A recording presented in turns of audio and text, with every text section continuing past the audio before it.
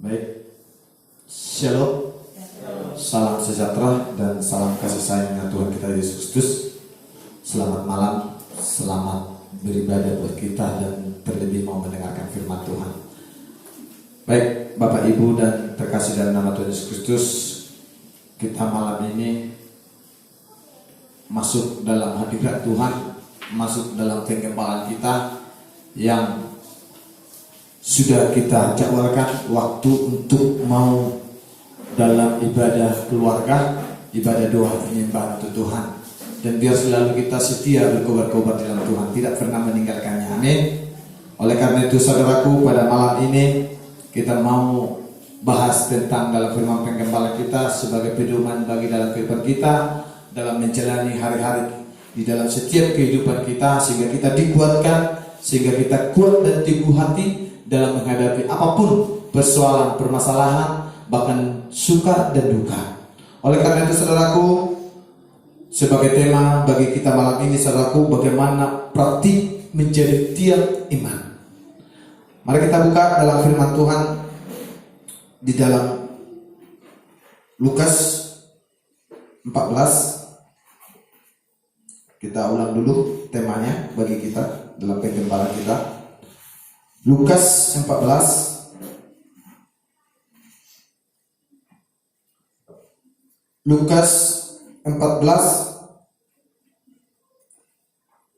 ayat 34 sampai 35.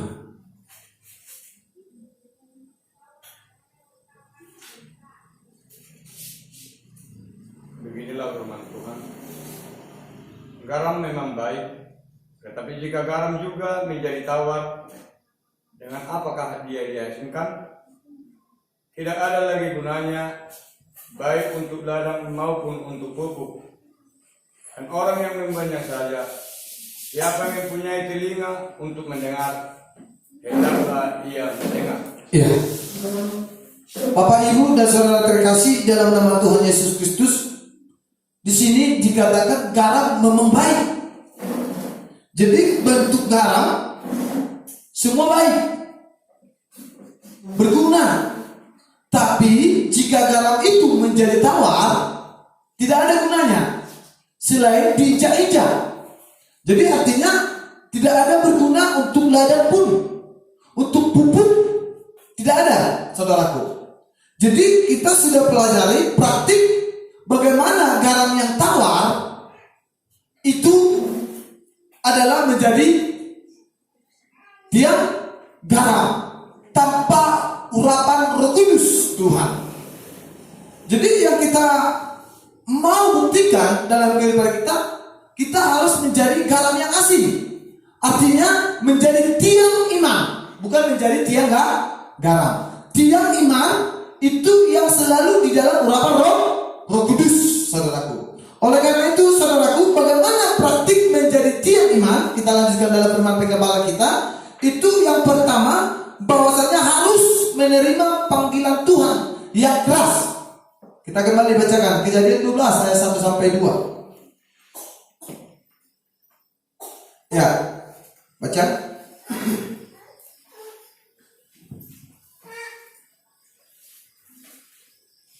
Kejadian 12 ayat 1 sampai 2. Kejadian 12 ayat 1 sampai 2 beginilah firman Tuhan. Abram dipanggil Allah. Berfirmanlah Tuhan kepada Abram, pergilah dari negerimu dan dari sanak saudaramu dan dari rumah bapamu ini ke negeri yang akan kutunjukkan kepadamu. Aku akan membuat engkau menjadi bangsa yang besar, memberkati engkau serta membuat namamu masyhur, dan engkau akan menjadi berkat. Ya. Ini saudaraku sudah kita terangkan di dalam ibadah umum kita, bagaimana yang harus menerima panggilan yang keras ini. Panggilan yang keras yang harus kita terima itu lewat dari firman Tuhan dalam urapan Roh Kudus, lewat perkataan firman Tuhan, saudaraku. Jadi panggilan, bukti dari menerima panggilan yang keras, maka kita dipanggil keluar dari negeri, sama seperti Abraham yang dipanggil keluar dari negerinya. Artinya keluar dari peri keduniaan. Amin. Tidak menoleh ke belakang. sama itu menjadi istri Lot yang menjadi tiang garam, saudaraku. Jadi di sini dikatakan bagaimana harus menerima panggilan yang keras itu lewat dari firman-Nya, itu dipanggil keluar dari negeri. Jadi keluar dari negeri itu artinya lepas dari dunia dan segala pengaruhnya, saudaraku. Jadi ini harus kita keluar dari segala pengaruh dalam dunia ini. Artinya ada kesibukan dalam dunia, ya, seringkali membuat kita sibuk di dalam yang lain-lainnya, tinggalkan pelayanan, saudaraku. Kesukaan dunia. Bahkan di sana ada dikatakan di sana kesukaan harus tinggalkan supaya kita menjadi tiang iman. Jadi tiang iman itu yang menjadi pedangan, yang menjadi teladan, yang menjadi garam, menjadi terang bagi banyak orang, saudaraku. Baru panggilan yang keras di sana keluar dari sanak saudara, artinya dari saudara daging. Saudara daging itu menunjuk kepada bahwa kelepasan dari keinginan dan daging, kelepasan dari hawa nafsu, saudaraku. Jadi di sini nafsu-nafsu daging mari kita tinggalkan. Amin. Itu. Baru yang ketiga, saudaraku, keluar dari rumah Bapakmu. Kalau secara jasmani, saudaraku, kita kaitkan secara jasmani, ini menunjuk kepada saudara daging kita ini keluar, apalagi keluar dari Bapa. Ya, sangat sulit. Tapi yang dikatakan dalam secara rohani keluar dari rumah Bapa, itu artinya dari Bapa yang lama, yaitu setan. Harus keluar dari sana, saudaraku. Bapa pendusta atau Bapa pembunuh. Itu yang membunuh adalah apa? Yang membunuh, saudaraku, adalah segala dosa. Maka kita harus lepas dari segala dosa. Itu Bapa pendusta. Jadi kita sudah pelajari kemarin bahwasanya harus keluar dari segala kata-kata dusta. Itu, saudaraku. Jadi kita punya, saya sudah sampaikan, kita punya mata dua, telinga dua. Makanya dikatakan kalau punya telinga dua, siapa yang dalam Lukas 14 itu ayat terakhir tadinya, ayat 35, siapa yang bertelinga hendaklah ia mendengarkan. Jadi semua dua, utusan itu dua. Ingat, saudaraku, utusan dua. Jadi utusan itu dua, tujuannya supaya benar-benar dengan sejalan, senyawa. Kalau coba dulu saudaraku, matanya satu, saudaraku. Masih bimbang, saudaraku? Masih bimbang? Makanya ketika Yesus turun dari surga, maka dia tugasnya naik ke surga lagi, supaya meminta kepada Bapa Roh Kudus turun. Jadi saksi di dunia ada dua yang diturunkan oleh Allah Bapa, yaitu Yesus Kristus, saudaraku. Yaitu Yesus dalam urapan Roh Kudus. Maka di sini juga kita sebagai panca indera kita diberi dua-dua semuanya, saudaraku. Jadi kalau mata kita melihat satu mungkin agak kurang baik, saudaraku. Tapi kalau coba duanya, sama halnya dalam kehidupan kita, jika hanya firman saja kita dengarkan, bagaimana? Gampang sekali lesu, saudaraku. Gampang sekali kecewa. Makanya orang Farisi dan Saduki tidak termasuk memiliki kerajaan surga. Karena apa? Karena hanya firman, tanpa urapan Roh Kudus. Maka oleh karena dengan urapan Roh Kudus, maka dia menjadi enak, menjadi nyaman, menjadi tenang, tidak ada kegelisahan, saudaraku. Jadi ketika waktu Yesus masih ada di dunia, manusia itu belum mengenal Roh Kudus. Mereka masih khawatir, mereka masih gelisah. Maka Yesus naik ke surga supaya meminta kepada Bapa, yaitu Roh Kudus yang memberi ketenangan dan sejahtera, sukacita.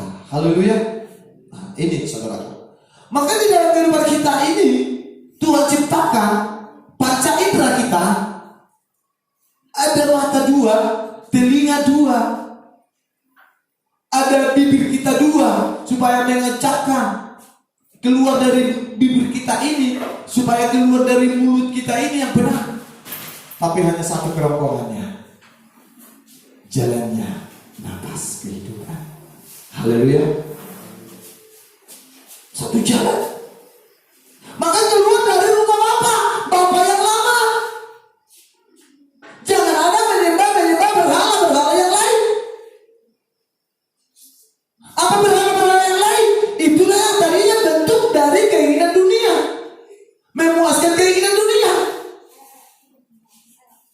Kalau kurang berkenan, kalau kurang cepat disembuhkan dari segala penyakit, maka keluar dari apa yang dikatakan dalam firman Tuhan. Cari yang lain, dukun. Ini saudaraku yang membuat kita tidak mau membenci Bapa yang lama, yaitu setannya, saudaraku. Oleh karena itu saudaraku, maka di sini dikatakan dalam firman Tuhan, keluar dari rumah Bapamu. Haleluya. Yang kedua, saudaraku, kita sudah dengarkan firman Tuhan, praktik menjadi tiang iman harus kuat, teguh hati. Oke, mari bacakan dalam firman Tuhan. Roma 4. Roma 4.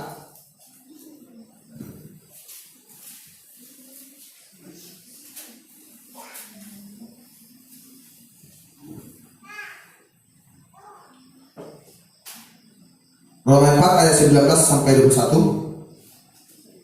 Roma 4 ayat 19 ayat 19 beginilah firman Tuhan. Imannya tidak menjadi lemah, walaupun ia mengetahui bahwa tubuhnya sudah sangat lemah. Ya. Karena usianya telah kira-kira 100 tahun dan bahwa rahim Sarah telah tertutup. Tetapi terhadap janji Allah ia tidak bimbang karena ketidakpercayaan, malah ia diperkuat dalam imannya dan ia memuliakan Allah. Ya. Penuh keyakinan bahwa Allah berkuasa untuk melaksanakan apa yang telah dijanjikan. Ya. Jadi yang kedua, praktik menjadi tiang iman harus kuat dan teguh hati. Lihat, menjadi pedoman bagi kita, sebagai contoh bagi kita adalah, gambarannya adalah Abraham, saudaraku. Bagaimana Abraham dikatakan sini, imannya tidak menjadi lemah, walaupun ia mengetahui bahwa tubuhnya sudah tua, sudah sangat lemah, karena usianya telah kira-kira 100 tahun.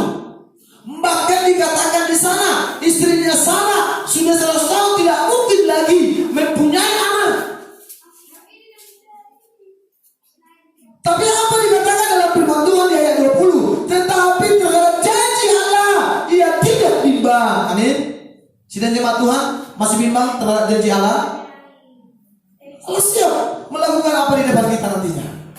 Tapi hanya Tuhan permintakan, jangan pikirkan hari ini. Amin.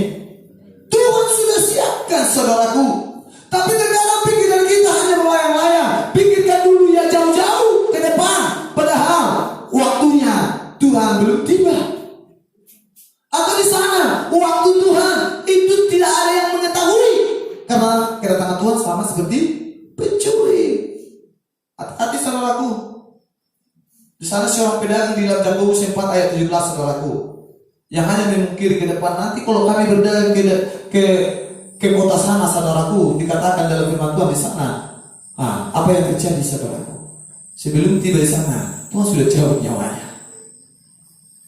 Maka Tuhan minta kepada kita, pikirkan hari ini, jangan pikirkan hari esok. Artinya, siapkan dulu, jangan kau khawatir hari ini. Tuhan sudah persiapkan janjinya, ada di depan kita, masa depan kita indah. Amin. Itu saudara. Jadi Abraham yang kuat dan teguh hati, sekalipun dia sudah lemah, sekalipun dia sudah 100 tahun, bahkan dia istrinya ini Sarah sudah 100 tahun tidak mungkin lagi mengandung, tidak mungkin lagi melahirkan seorang anak.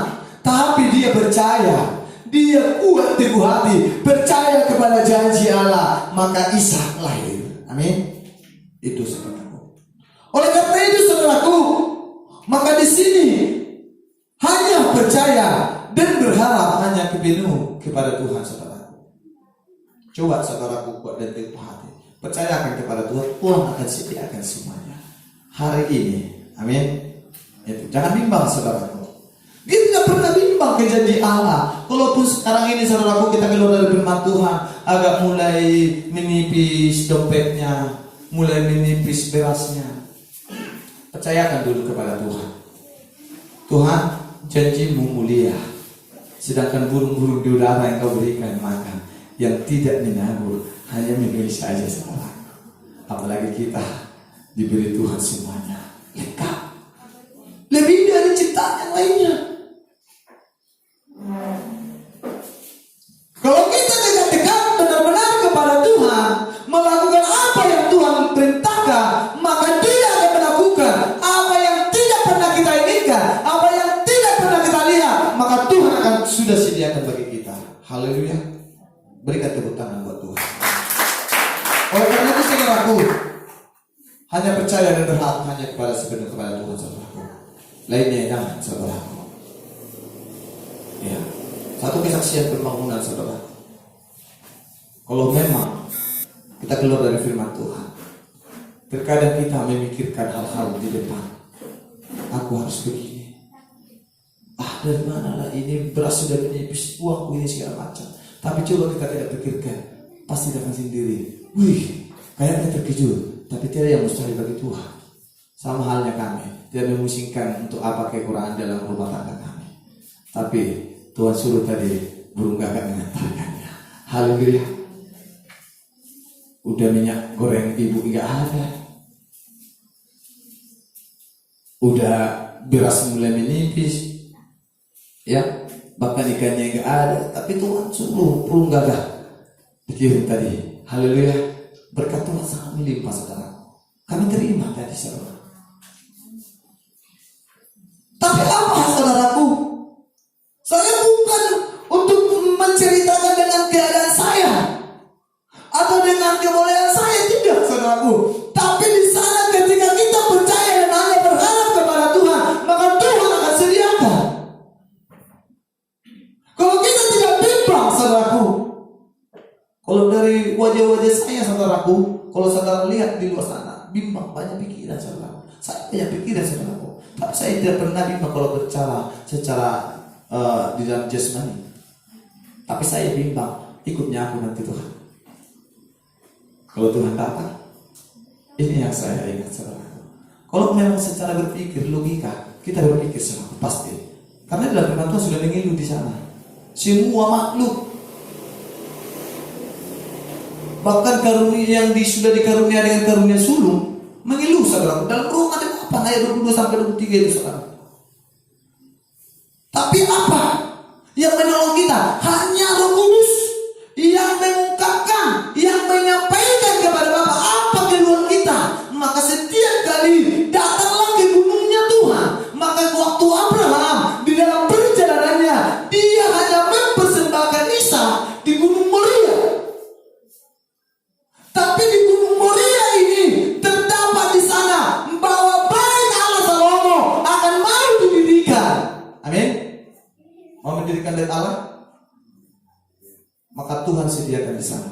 Coba baca dalam firman Tuhan. Di mana tuh? Kejadian 22. Kejadian 22. Maka tempat itu dikatakan Tuhan menyediakan.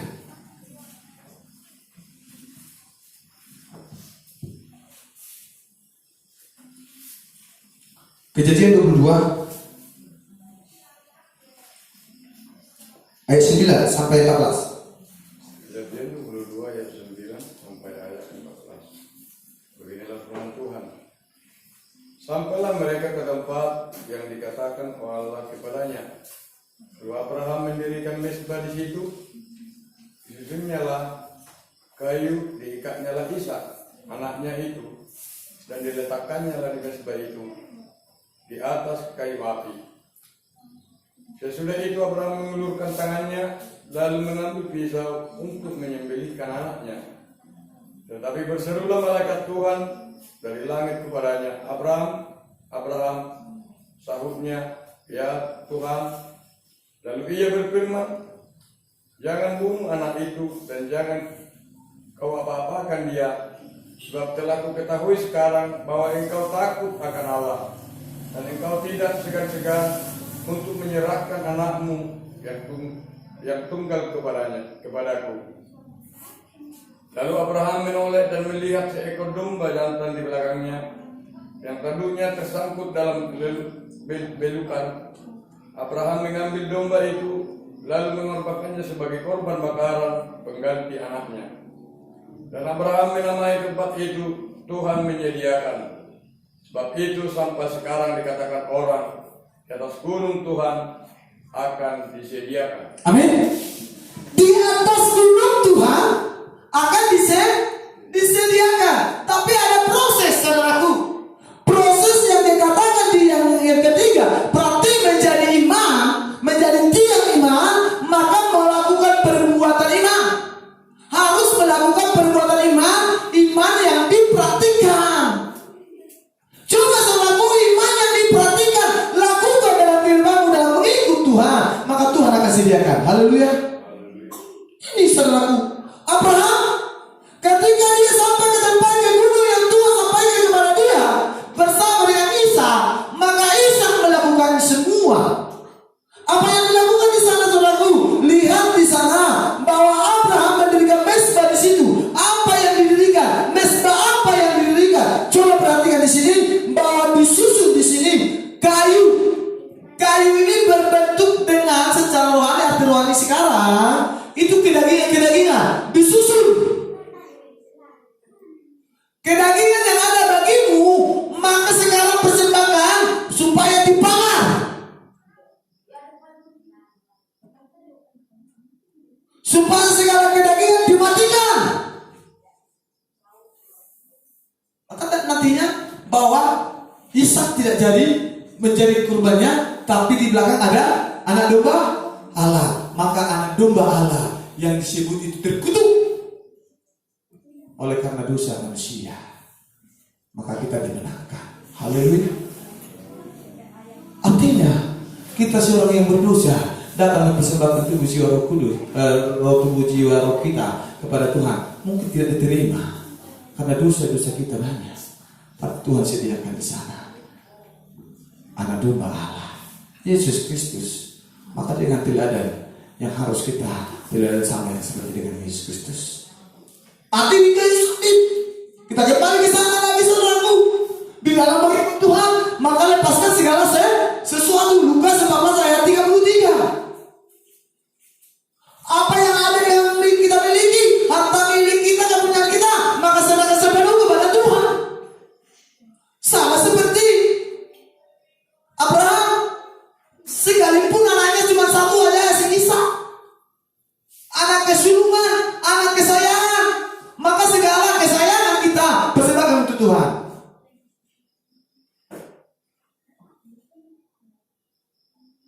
Apa yang disayangi, saudara? Jadi kalau ini jarang saya sampaikan ini, saya berkhotbah tentang persembahan-persembahan ini nanti, saudara. Ini perhatikan, saudaraku. Maka perbuatan iman dari Abraham adalah mempersembahkan Ishak di atas gunung Moria. Jadi gunung Moria ini adalah mempersembahkan gunung Moria ini adalah tempat dibangunnya di sana rumah bait Allah Salomo. Jadi di sini ada kaitannya dengan pembangunan tubuh Kristus yang sempurna. Jadi yang kita bangun di sana di atas gunung adalah di sana hanya untuk pembangunan tubuh Kristus yang sempurna. Rela mati secara daging sampai nyawa diserahkan. Abraham kan menyerahkan nyawa. Anaknya yang kedua. Banyak anak kesayangannya, saudara. Perhatikan dalam 2 Tawarik 3 ayat 1a. Baca di sana, saudara. Bahwa Raja Salomo mulai mendirikan rumah Tuhan di Yerusalem, di Gunung Moria. Jadi Gunung Moria itu artinya tempat dibangunnya bait Allah Salomo. Sekaligus kita ada benar mana kita baca. Oke. 2 Tawarik 3 ayat 1a. Baca. Ada?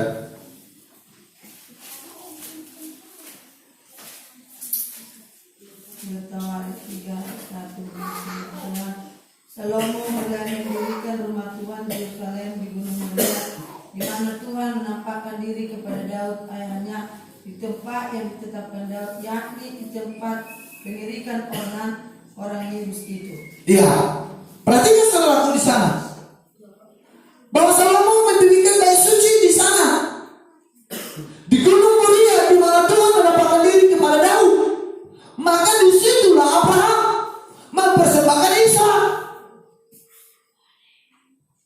Jadi di sini saudara Abraham rela berkorban apa saja yang Tuhan minta.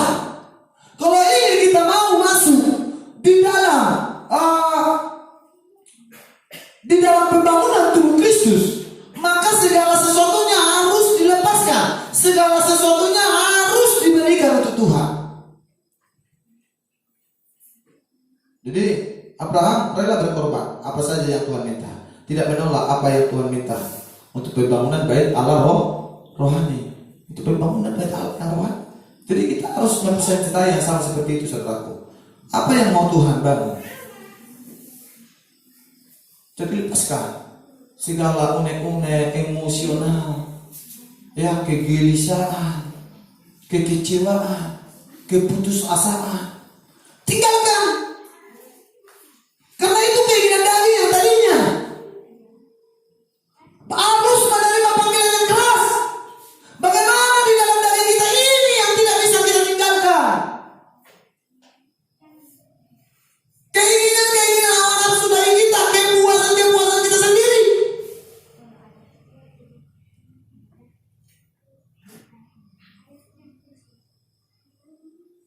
Jadi kalau dalam kehidupan kita, saudaraku, anak Tuhan yang sudah mendengarkan firman Tuhan, mengerti firman Tuhan, harus mulai bisa belajar. Mulai naik darah tingginya, dalam nama Yesus turun sedikit. Haleluya. Jamaah aku Tuhan. Kan nanti setan bapak keluar dari bapak, setannya itu mulai menggigit di dalam tubuh.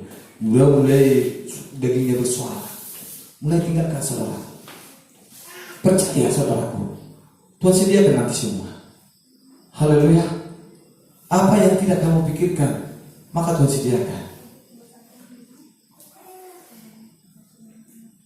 Apalagi yang kita pikirkan, sedang kita pikirkan boleh sediakan Tuhan. Nah, ini kurang kepercayaan aja kita, saudaraku, kurang kepercayaan. Jadi di sini saudaraku, di dalam pembangunan tubuh Kristus yang sempurna, maka tidak pernah menolak apa yang Tuhan minta. Abraham, gambaran dari bangsa Israel aslinya, sebenarnya tiang iman hanya dari bangsa Israel secara jasmani. Maka di sini saudaraku harus kita perhatikan, saudaraku. Memang benar saudaraku bahwa Abraham adalah bangsa dari Israel aslinya. Tapi bagaimana kita bangsa kafir? Kita sudah dengarkan firman Tuhan, karena sebagian menolak dari bangsa Israel karena ketidaktakutan mereka, maka terbuka kesempatan bagi bangsa kafir diwakili oleh Rahab. Kita sudah dengarkan firman Tuhan yang tadi. Bukan oleh firman Tuhan. Rahab, saudaraku.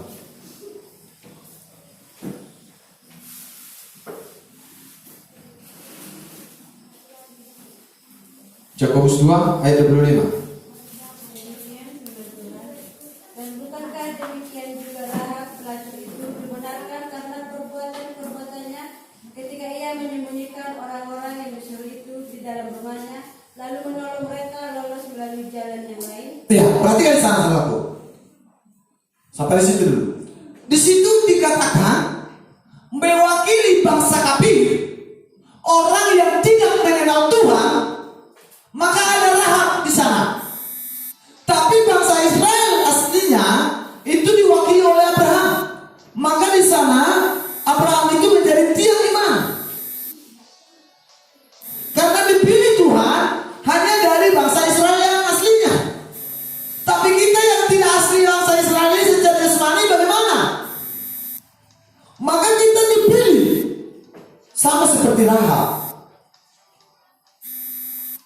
iman dengan perbuatan-perbuatan iman yang dilakukannya. Maka di sana perbuatan-perbuatan iman itu yang menjadikan kita boleh menjadi tiang iman. Iman tanpa perbuatan hakikatnya kosong, saudaraku. Maka di sini saudaraku, perbuatan-perbuatannya itu bacakan dulu dalam Jakobus 2 ayat 25 sekali lagi. Dan bukankah demikian juga Rahab pelacur itu dibenarkan karena perbuatan-perbuatannya? Ya, perbuatan-perbuatannya itu sama dengan dikatakan sama perbuatan iman. Jadi Rahab adalah bangsa kafir dan pelacur berdosa.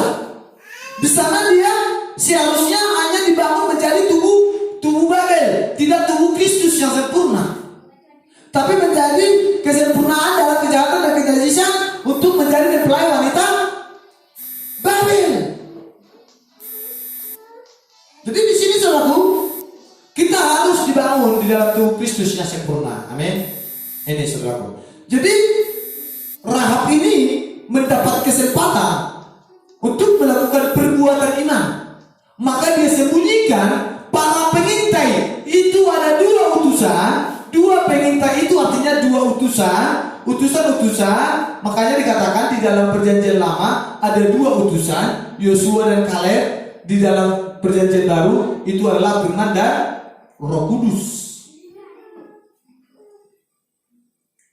Jadi kalau kita ini hadir di sini menyimpan firman Tuhan di dalam rumah kita dalam Roh Kudus, maka Tuhan akan bekerja menyelamatkan kita, menyediakan segalanya.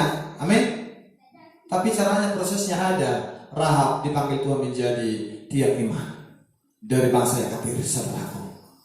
Ketika dia menyembunyikan dua pengintai di sana, saudaraku, dia rela untuk korban nyawa. Kalau ketahuan dua pengintai ketangkap, saudaraku, di rumahnya disembunyikan, maka nyawanya dan bersama keluarganya akan dibunuh. Baca ada firman Tuhan ayat-ayat selanjutnya di dalam Kejadian 22 itu, di dalam Jakobus 2 ayat 25. Ada di sana Jakobus 2, coba dulu. Ayat 26-nya. Sebab seperti tubuh tanpa roh adalah mati. Demikian jugalah iman tanpa perbuatan adalah mati. Iya. Oh, berarti di sana boleh dibaca untuk selanjutnya di dalam Kejadian 22 itu, saudaraku. Arti waktu diperhatikan untuk bagaimana untuk ayat dari Rahab itu dulu tugas cari di mana ayatnya. Pokoknya bagaimana Rahab menyembunyikan dua orang pengintai. Kalau lihat di Joshua ada itu, saudaraku. Itu tugas dulu. Saya pertanyakan hari Minggu, saudaraku. Itu hari apa? Hari Jumat. Bagaimana kronologisnya, di mana tertulis bahwa Rahab menyembunyikan dua orang pengintai. Oke. Jadi di sana dikatakan dalam firman Tuhan, kita mendapat kesempatan untuk melakukan perbuatan dalam bentuk menyembunyikan dua pengintai dari Israel dalam perjalanan terakhir Israel menuju Kanaan. Jadi kalau kita menyimpan firman dalam Roh Kudus dalam rumah kita, dalam kehidupan kita, ketika kita menuju tanah Kanaan, tanah yang perjanjian yang Tuhan sampaikan kepada kita, artinya belum kamu ketahui, ya kan? Belum kita ketahui kan? Besok diberkati atau tidak? Tapi janji Tuhan kita diberkati, kan itu Pak? Jadi dalam perjalanan ini sulit, maksudnya ada tantangan, makanya tantangan itu harus ada prosesnya, sama seperti Rahab harus menjaga, saudaraku, supaya ini tidak dihina, supaya ini tidak menjadi dihambat firman dalam Roh Kudus, supaya jangan terhambat bagi kita. Maka jaga lawan kuasa iblis, sekalipun nyawa taruhannya, ya kan? Nyawa taruhannya, saudaraku, bahkan sampai sekeluarga nyawanya akan dicabut. Bayangkan, saudaraku, Tapi Tuhan tidak pernah tinggalkan Rahab, karena dengan perbuatan-perbuatan iman yang dilakukan itu, maka dia dibenarkan, saudaraku. Haleluya. Jadi kita pun manusia biasa, sidang jemaat Tuhan, kita dibenarkan oleh perbuatan-perbuatan iman, perbuatan iman yang diperhatikan, saudaraku. Arti sekarang, saudaraku, bangsa kafir rela berkorban nyawa untuk pembangunan tubuh Kristus yang sempurna, saudaraku. Disinilah kesempatan kita menjadi tiang iman. Harus rela, saudaraku, sesakit apapun yang kamu alami, sesakit apapun dituduh, sesakit apapun kamu dinista, sesakit apapun kamu dikecewakan, saudaraku. Tapi lebih sakit kita kalau tidak mengikuti perintah Tuhan, karena kita binasa akhirnya. Jadi saudaraku, hasilnya jika kita menjadi tiang iman, dari tidak ada menjadi ada. Kembali bacakan Kejadian 12 ayat 2. Kejadian 12 ayat 2, apa dikatakan di sana, saudaraku? Tuhan menyediakan berkat jasmani dan rohani. Kejadian 12 ayat 2.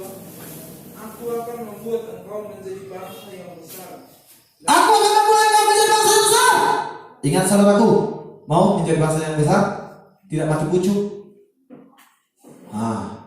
Ingat, keturunan-keturunanmu bahkan satu pun, kalau orang katakan kalau satu laki-laki masih tipis, Tuhan berikan supaya 2. Bukan karena 2 supaya menjadi bangsa yang besar. Yang satu ini pun bisa menjadi bangsa yang besar. Jangan takut, saudaraku. Haleluya. Jangan pikirkan. Ishak lihat, engkau akan menjadi bangsa yang besar. Terus, Dan memberkati engkau serta membuat namamu masyhur. membuat nama kita masuk menjadi berkat bagi banyak orang. Mau? Namamu menjadi masyhur? Haleluya. Ya. Berat sekali, saudaraku. Berarti nama kita nggak mau masuk. Tapi ingat, saudaraku, ini berat nanti, firman yang keras untuk menjadi namanya masyhur. Terus, Dan engkau akan menjadi berkat. dan engkau akan menjadi berkat. Maka dalam prosesnya ini tidak hanya bisa mendengarkan enak saja, tapi ada proses yang dilakukan di sini, saudaraku. Tuhan menyediakan berkat jasmani dan rohani. Sesudah kita menerima berkat Tuhan, jangan lupa siapa pemberi berkat, yaitu mengembalikan persepuluhan dan persembahan khusus. Lihat, saudara, kalau kita lakukan itu bukan karena kita segala macam supaya menjadi banyak uang sama kami. Bukan seperti itu, saudara. Ingat, dalam Kejadian 14 ayat 17 sampai 23, saudaraku, hati-hati, setelah diberkati, saudaraku, masih menghadap 2 raja di sana. Perhatikan, baca sedikit lagi, saudaraku. Masih tahan, saudaraku? Kejadian 14 ayat 17 sampai 23. Kejadian 14 ayat 17. Setelah Abram kembali dari mengalahkan Kedorlaomer. Ya, setelah Abraham mengalahkan ke siapa? Kedorlaomer. Terus, Dan para raja yang bersama-sama dengan dia, maka keluarlah Raja Solo menyongsong dia ke lembah Sakwe. lihat, saudaraku. Setelah diberkati, ada 2 di sana yang menyongsong. Ada raja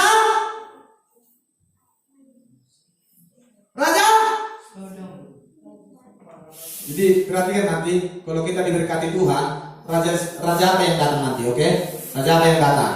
Raja Sodom atau coba terus baca. Menyongsong dia ke lembah Sakwe, yakni lembah raja. Ya, Melkisedek Raja Salem membawa roti dan anggur. Dia seorang imam Allah yang maha tinggi. Lalu ia memberkati Abram, katanya, diberkatilah kiranya Abram oleh Allah yang maha tinggi, pencipta langit dan bumi.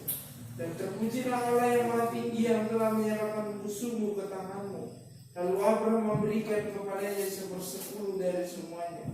Berkatalah Raja Sodom itu kepada Abram, berikanlah kepadaku orang itu, dan ambillah untukmu harta benda itu. ya, ditawarkan terus. Tetapi kata Abram kepada Raja negeri Sodom itu, aku Aku bersumpah demi Tuhan Allah yang Maha Tinggi, pencipta langit dan bumi, aku tidak akan mengambil apa-apa dari kepunyaanmu itu, sepotong benang atau tali kasut pun tidak, supaya engkau jangan dapat berkat. Aku telah membuat Abraham menjadi kaya. Ya, perhatikan saudaraku, perhatikan saudaraku. Setiap kali manusia sesudah diberkati, ada tantangan. Dua tantangannya saudaraku. Yang datang di sana Raja Sodom dan Raja Salem. Maka di sana Raja Salem ini dikatakan dalam firman Tuhan itu gambaran Yesus. Maka Raja Sodom itu dengan keinginan dan daging, itu Sodom dan Gomora, artinya keharuman dunia. Maka di sana seringkali contoh yang mudah kita pahami, seringkali kita mendapatkan gaji, tapi kita hantarkan dulu ke Transmart. Tapi Abraham, dia tidak pernah sekalipun. Raja Sodom menyangsut dia, tapi dia pergi bawa Raja Salem juga membawa roti dan anggur. Amin. Roti dan anggur itu, Raja Salem itu adalah hamba-hamba Tuhan yang bawa anggur dan roti. Firman dalam Roh Kudus. Haleluya. Antapkan saudaraku, jika mau saudaraku mulai dari anak-anak. Saya sangat menyampaikan ini saudaraku. Tapi Tuhan katakan gereja ini sekecil apapun harus berbuah, harus nampak dari perbuatan-perbuatannya, karena dari perbuatan-perbuatan itu maka engkau dibenarkan. Haleluya. Kalau kita tidak berbuat, aku tidak ada di dalam kesia-siaan kita, di dalam kepengikutan kita dalam mengikut Tuhan, tidak ada guna. Sampai kita menderita, datang hujan, datang beribadah, datang masalah, datang beribadah kepada Tuhan, tidak ada gunanya. Baguslah kita datang saudaraku. Apa? Sering kita diberkati, memikirkan hal yang lain. Enggak ada lebih deras nanti. Tapi Abraham tidak mau. Saudaraku, perhatikan di sana. Berkata Raja Sodom itu kepada Abraham, berikan kepada orang-orang itu dia dan ambillah untukmu harta benda. Dia tidak mau, karena harta benda nama Tuhan dilucuti, dihina saudaraku. Haleluya. Kalau sudah diberkati, ingat si pemberi siapa? Bukan saya si pemberi itu, tapi firman yang saya sampaikan itu akan menghidupkan engkau, membawa engkau ke jalan yang benar, hidup yang kekal selama-lamanya. Haleluya. Haleluya. Baca dulu Raja Salem ayat 18. Melkisedek Raja Salem membawa roti dan anggur. Ya, Melkisedek Raja Salem membawa roti dan anggur. Ketika dia pergi ke gereja, saudaraku, Abraham itu pergi ke bait Allah. Raja Salem ada di sana. Sekalipun datang menyongsong dia terlebih dahulu setan. Kalau di dalam perjanjian baru, saudaraku, Raja Herodes menyongsong para majus itu terlebih dahulu daripada bertemu dengan Tuhan.